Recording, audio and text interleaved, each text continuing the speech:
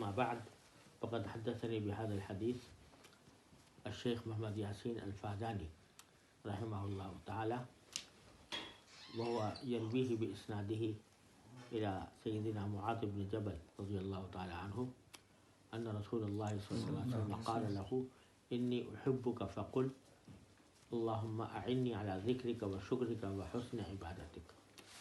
فقال لي الشيخ محمد ياسين الفاداني إني أحبك فقل اللهم أعني على ذكرك وشكرك وحسن عبادتك.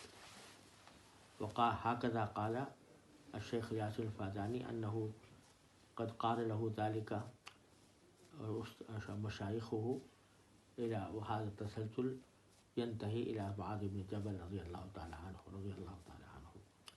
فأنا أقول لكم إني أحبكم فقولوا اللهم أعني على ذكرك وشكرك وحسن عبادتك. وصلى الله تعالى على خير خلق سيدنا محمد وعلى